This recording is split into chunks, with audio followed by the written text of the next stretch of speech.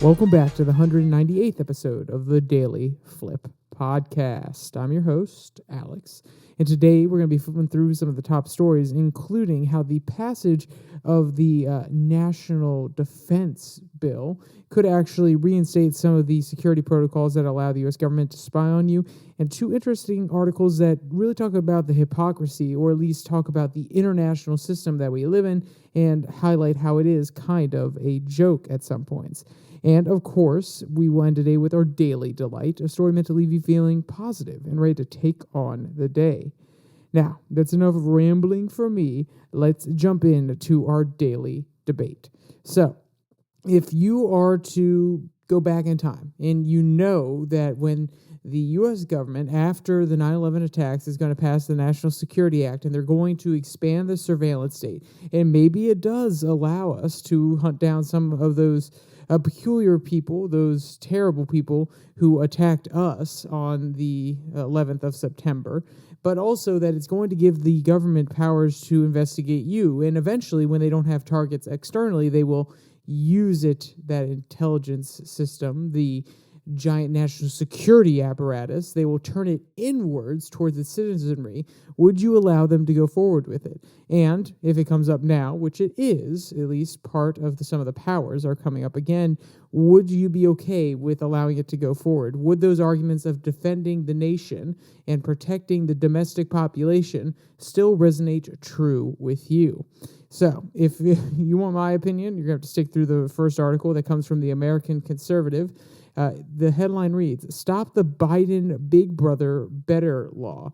So, yeah, if you can't tell where they're coming from, like I highlighted at the very beginning, calling it Biden Big Brother alone is enough to evoke 1984, and a lot of people don't necessarily have they have a great impression of the writing and of Orwell. They don't necessarily love the society that is perpetuated within the book itself. So, let's jump to the first quote so you can kind of get an understanding of what's going on here. Quote, "Don't trust any bill so large that it has to be delivered by handcart," warns Senator Mike Lee. He's a Republican from Utah. The top Senate opponent to the rubber stamp reauthorization of the federal surveillance powers. With bureaucratic rascality, rascality? I think that's the best way to pronounce it, could be hidden in the 3,000 plus pages of the 2024 National Defense Authorization Act. Is this the Biden Big Brother Better scheme many conservatives fear? Section 702 of the Foreign Intelligence Surveillance Act will expire on December 31st unless Congress reauthorizes the provision. Biden appointee and FBI Chief Christopher Wray seek to stampede Capitol Hill to perpetuate the law with no real reform, but the deep state cheerleading squad is encountering fierce opposition on the Hill. So there's a few different aspects to this, and the first one is, of course, hey, I don't want to be spied on. I do not want the NSA, FBI looking through any of my records. And a lot of people always make the argument, well, I don't do anything wrong, so I'm not necessarily against it. It's not a big deal. It's not like I'm doing anything illegal. And that's great. But also remember the world we live in, which is cancel culture. They go back to actions that you did 10 years ago that were socially acceptable then, but are not socially acceptable now. So you could be socially ostracized if somebody wanted to weaponize this information. Because remember, they don't just look through it actively. They store it. They keep a record on you. The U.S. government is one of the largest data maintainers, especially of its own population, but also of people overseas in the United States, if not the entire world. So think of it that way. But also, you don't know what's going to be illegal in the future. I'm not saying that we're going to go down a dictatorial path. I'm not saying that we're going to go towards authoritarianism. But eventually, if we do, and I know it's a hypothetical and it's hard to base your life off of hypotheticals because anything could happen. But just have it in the back of your mind that if the country takes an authoritarian turn, or even bureaucrats want to weaponize something against you, they could compile a whole bunch of your different actions and imply certain things. They could do things that look mundane or even are socially acceptable, but try to spin them in a way that makes things look malicious. Or the law itself can change, and then they can say, oh, well, look, I mean, this was before the law changed, but we know how wrong it is now, and we have data about it. And honestly, it's also just my data. It's my data. Even though I'm willingly giving it up to certain companies, that is because they are giving me value for what I am giving up. And for the most part, not 100%, but for the most part, you know what you are giving up to these companies. You don't necessarily know how they are going to use it. And that is scary. Just like you don't know how the government's going to use this information. And you might be saying, well, okay, you said that it's okay to give up your information in order to gain a service. And guess what the United States is doing with that information? What service they're providing you? They are going through and finding people who are threats to the nation. But my question to you is this. Google's platform, Google's need, all of these other platforms that take your data and want to keep you on there, that's exactly their goal. They can only monetize off of you if you stay on there. So they're not going to try to directly attack you and get you out. What the government does with this information is they're trying to protect the overall society. They're trying to protect the nation. So the idea that they are solely focused on keeping you on the platform, you within the society, does not hold as true. And I think that is one differentiation between the big tech companies and the government and how they actually go about their processes that shows that, hey, at the end of the day, they don't actually supply as much value as some of these companies do, making business easier, making your life easier when trying to share documents with a friend or certain things like this, or giving you certain ads. Rather, they actually don't have to rely on you staying on the service in order to get their job done. They have to get people out of the system who they believe are threats. So therefore, they're going to come in with a very specific perspective, which is the government says, how can we get people out who are threats, versus Google and all these other companies that say, how can we keep people on with the information? Those are two very different, fundamentally different perspectives, and they lead to very different outcomes. And, on principle alone, I don't like anybody seeing my data, but especially when it comes to the government that has a monopoly on force, I do not want them to have it as well. So when you hear people standing up for this is an amazing thing where there's like, hey, hold on, slow your roll. I also love this because it shows that, hey, we are willing to peel things back. We are willing to take certain things if it actually does, this coalition does stand and prevents it from being passed on these bases and get it cut out, then it actually shows that we're willing to repeal things. And it's not a direct repeal, rather it's a lack to recertify, but it shows that government can go back on what is done in the past. And just because you put something in doesn't mean that it is always going to be on the books. And between administrations, we do have changes and we have a lot of executive orders that are overturned, but it's a lot more difficult when things go through the legislator. So it is, in my mind, a sign of hope that we can change. If we recognize the problems with something in the past, we can peel it back. Or if we're wise enough at the beginning to say, hey, we have to recertify this, we have to make sure that we vote on this every few years, then, hey, if the populace changes, if the mood shifts, if there's a different understanding, we're no longer in a great state of war like we were during the early 2000s, then the people can elect people into office that will actually say what is in their best interest and protect their rights and their freedoms.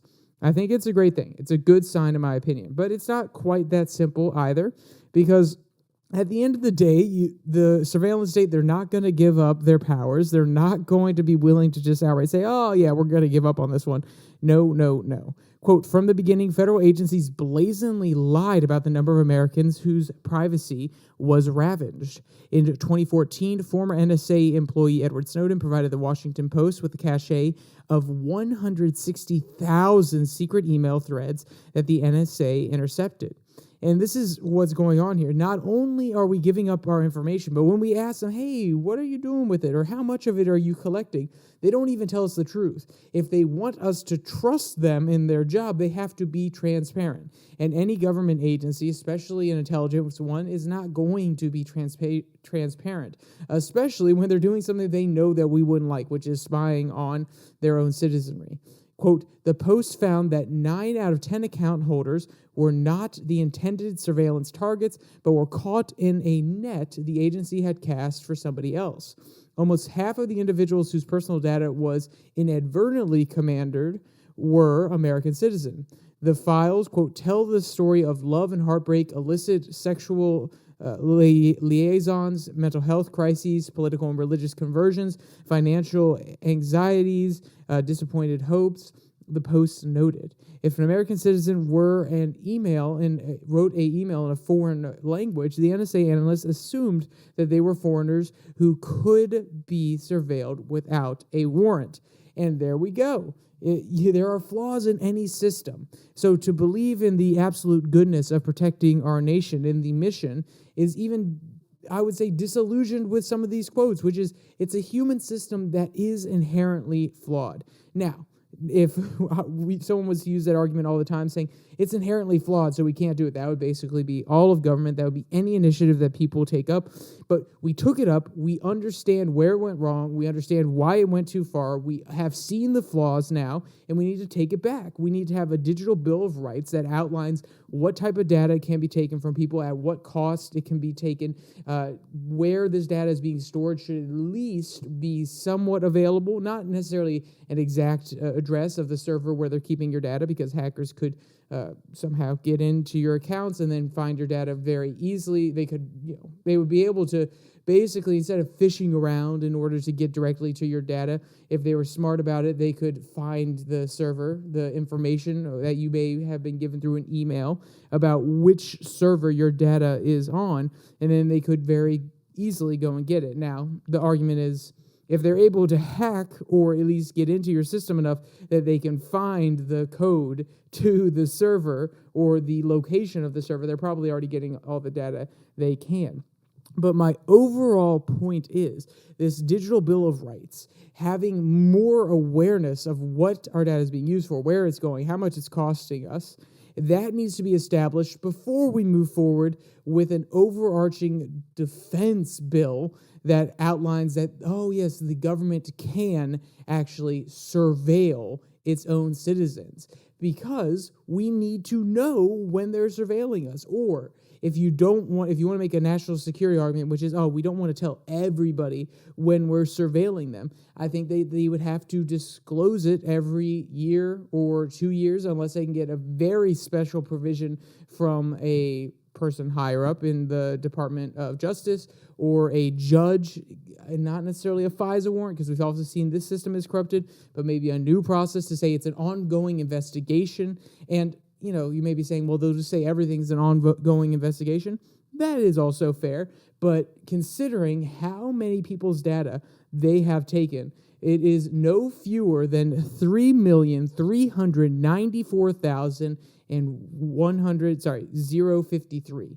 So to have to file all that paperwork for those almost 3.5 million people, that it's an ongoing investigation while we're surveilling them, that will be a complete nuisance to them, and they won't continue to do it. Normally, I don't like barriers in the process of government, pointless barriers put up by bureaucrats.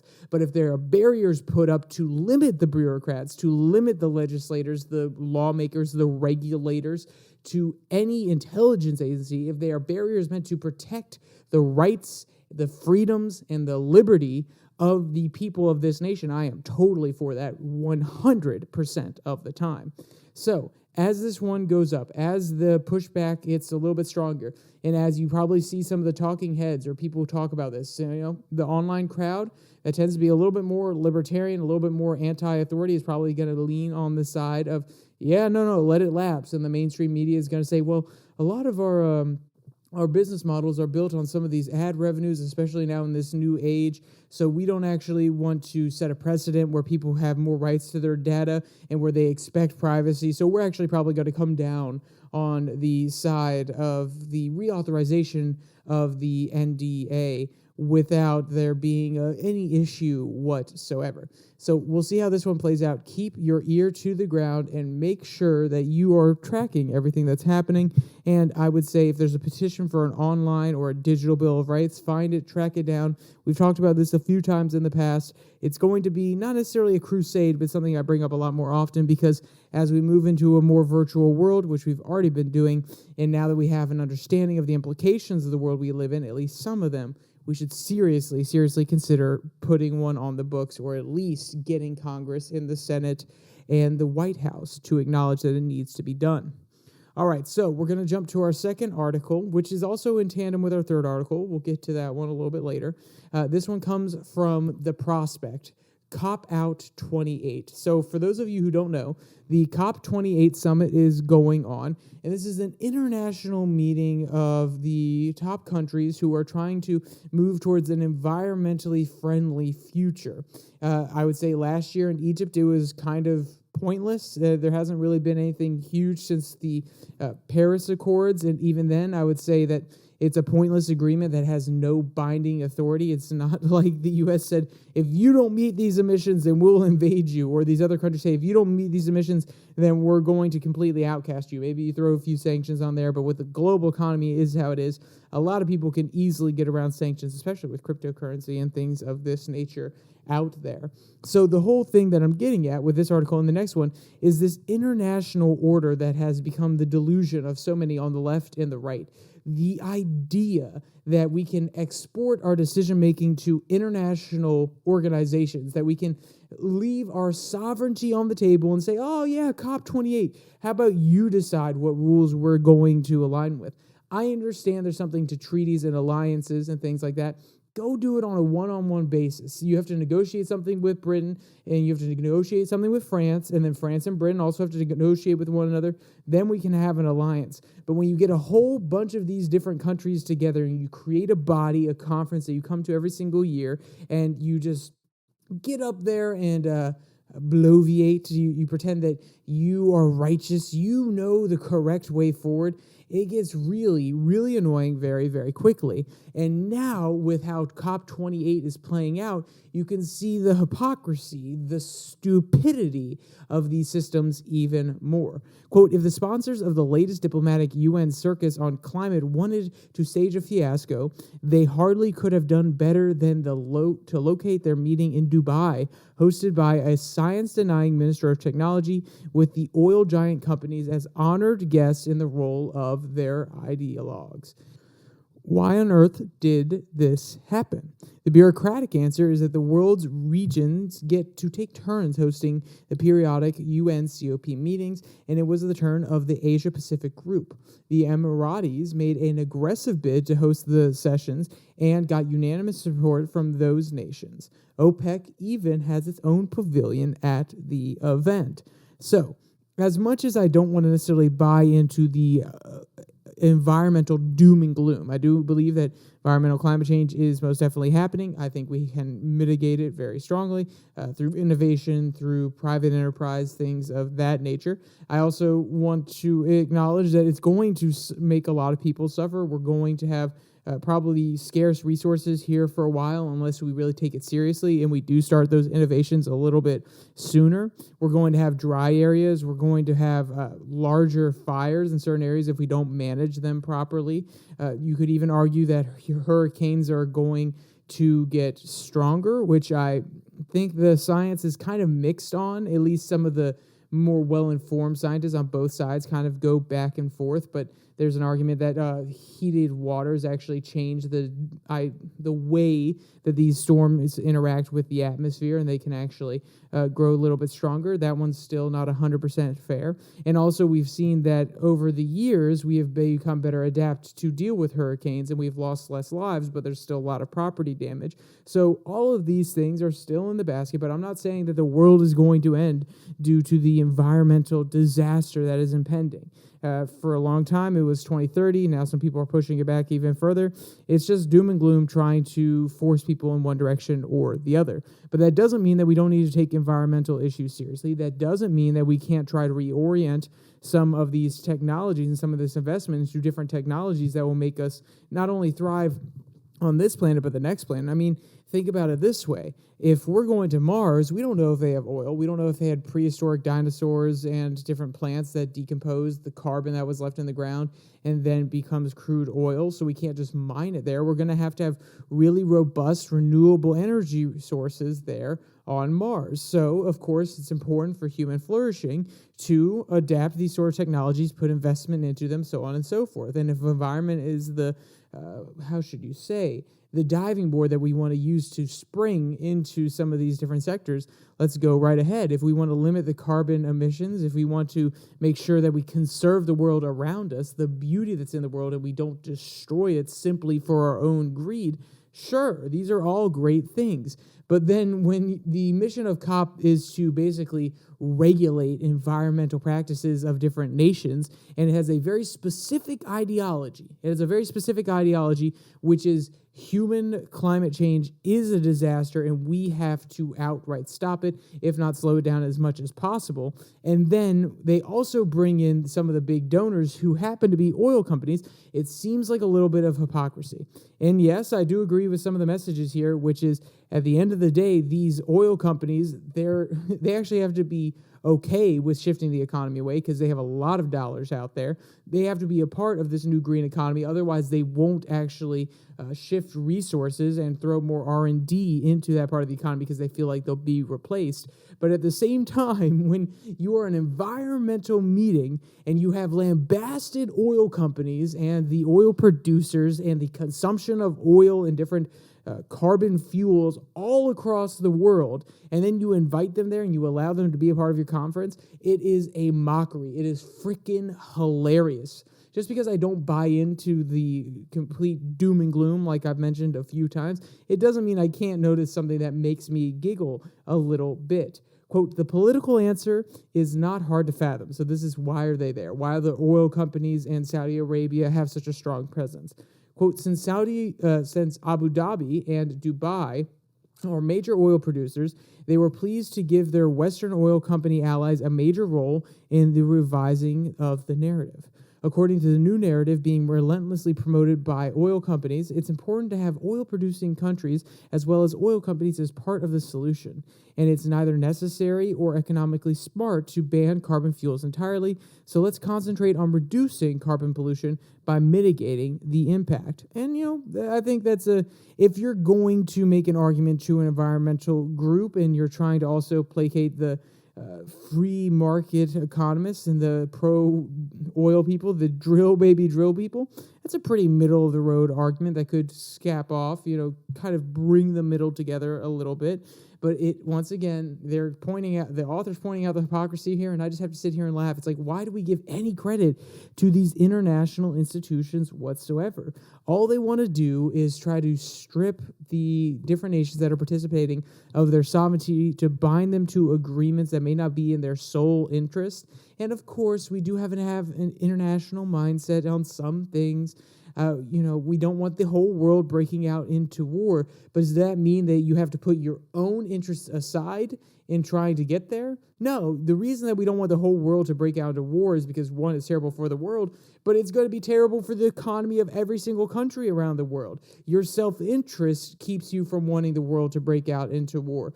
And you could even make the argument that your self-interest may push you to have more green regulations in place so that your country doesn't get swallowed up by all of the rising sea levels, which are lower than before, or the displacement, in this case, the displacement of oil-producing companies by green electricity. Of course, your self-interest is to be there and advocate for a different way forward, which is exactly what Abu Dhabi is doing. But some of these agreements directly go against the interests of nations, saying that, oh yes, we're going to have a completely carbon neutral economy by blah, blah, blah time, which I don't think is any particular rule that has been set in place, but it has been one that's been talked about. We talked about it in one of my classes in college when we were talking about COP27 last year. So when there are these sort of proposals that undermine the sovereignty of nations and go against their direct interests, it's absolutely hilarious to me why people take them seriously, because it's like, oh yes, we're going to give up our economy that allows us to thrive, that allows me to sit here and talk on a podcast, that allows me to have a beautiful job that I absolutely love, that allows the soccer mom to complain about gas prices because they're making so much extra money in America than they could be in any other country across the world. All of these things, all of these privileges that we have because we are promoting our own self-interest and then going to international organizations saying, hey, what do you want us to do? What rules do you want us to be bound to? And complaining that we're not doing enough and we're not meeting those goals. Come on. It's hilarious to me. And The next article also shows me the, I don't want to say hypocrisy, but the, not dull-wittedness, but just the annoyance of these international institutions. This one comes from Counterpunch, a resounding rejection of nuclearism at the UN. So, the non-nuclear majority met in New York between 27th of November and the 1st of December for the second meeting of the states parties to the Treaty of Prohibition of Nuclear Weapons. This coming together was not simply non-nuclear, but decidedly anti-nuclear in outlook and approach. The TPNW represents many things: a work in progress, a part of international law, a mechanism for the eventual abolition of nuclear weapons and similar. What it represents politically at the time of coming into force and since is a full frontal rejection of nuclearism and a challenge to the nuclear-armed world.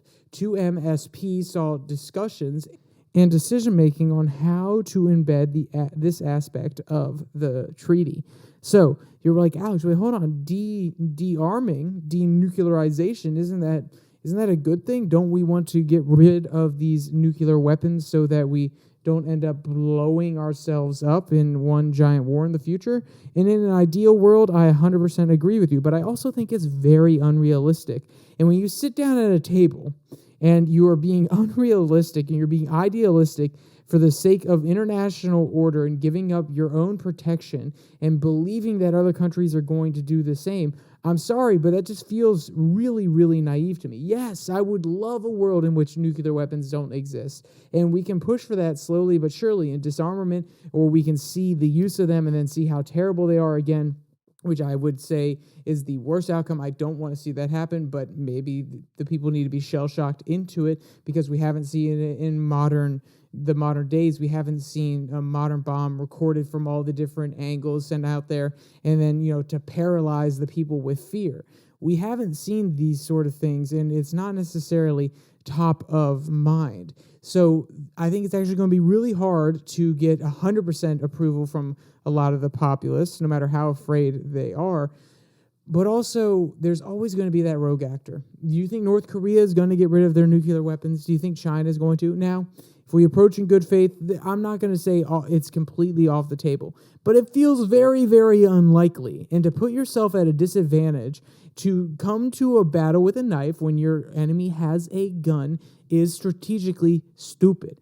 And because of that thinking, in this defensive mindset, people are not going to be willing to give it up. People are always going to be reticent to trust other people because other nations, like I had mentioned in the last one, are going to work in their own self-interest. And having a deterrent like a nuke or having a weapon like a nuke is an amazing thing to have in your arsenal. Therefore, it's an amazing thing to have for your own interest, either offensive or defensive. So this is why I think that it is stupid. Limiting the use of these weapons, putting up as many barriers as possible, raising the threshold as to why we should use them, and decreasing the number, sure, I'm all for these. I think they're smart moves because we don't want everything to necessarily be on a hair trigger where we could absolutely destroy ourselves at any given moment. But believing that we're going to completely get rid of them is naive. Do you think that Pakistan and India are going to stand across from each other with the wars that they've been facing and get rid of their nukes? Do you think India and China are going to do such a thing? Like I mentioned earlier, North Korea. Do you think Russia versus the rest of Europe and NATO are going to get rid of their nukes? Come on. It is not the time. It is not the place. And yes, we can be idealistic and try to move towards it.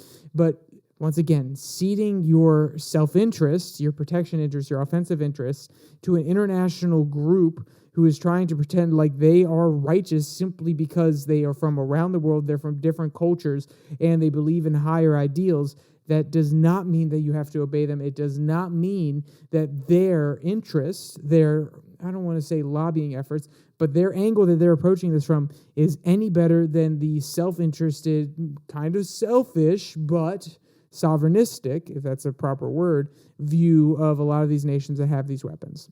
So it just shows the hilarity of the international system that we're trying to build. And at the end of the day, maybe we will become one giant world underneath the UN when eventually Mars succeeds and becomes its own planet, or the moon, the colonies rebel or something. I don't know. There may be the possibility, but right now we can't see past our national borders, and you shouldn't necessarily do so because there are so many divides in the world. There are so many different cultures, and it would be almost impossible to have all of these people under one government. That the internationalists, the globalist agenda, that eventually everything will be 100% globalized under one roof, under one administration, under one giant, I would say, international order. Come on, we're not quite there yet, and nations shouldn't give up their sovereignty to get there either. So, with all that out of the way, let's jump to our daily delight. This one comes from NBC Los Angeles. LA Zoo shares images of its adorable new ocelot kitten doing kitten things. So when I first saw this, I was like, oh my goodness, absolutely adorable. I'll just read a quote from the first paragraph here. The Los Angeles Zoo had shared photos and videos of its new adorable ocelot kitten achieving cuteness goals. In the video and photos released Monday, the kitten is seen wrapped in a towel, standing on its hind legs, and playing with crinkled paper and pouncing on pumpkins. And this guy is absolutely adorable, and the pattern on him as well is phenomenal. So if you want to see any of the cute photos or videos from this article, or read any of today's article, there'll be a link in the description below that like and subscribe button. Also down there, you can find the podcast on Spotify, Pocket Cast, Google Podcast, as well as Podvine. And if you want to find the Twitter handles down there at Your Daily Flip, post a Twitter tirade every Tuesday and Thursday over there. Less scripted, just kind of off the top of the head, something I'm reading or just some ideas that I've had. Sometimes I say really stupid things. Sometimes I say insightful things. So go over there and listen. And with all that said, there's only one more thing to say. Stay safe. Don't die.